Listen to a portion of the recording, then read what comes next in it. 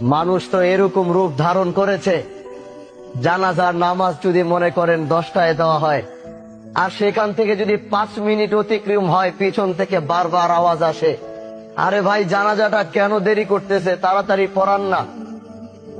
আমি তাদের উদ্দেশ্যে বলতে চাই, আপনার চারপাশে যারা এই বাক্যটি উচ্চারণ করে তাদের চেহারাগুলো একটু দেখে চিনে রাখুন।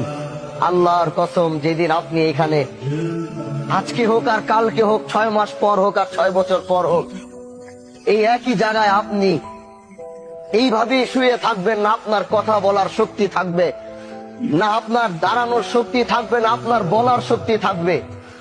ঠিকই একই মানুষগুলো আপনাকে রেখেও তারা তাড়াহুড়া করবে। এইটাই হচ্ছে পৃথিবী, আর এটাই হচ্ছে দুনিয়া।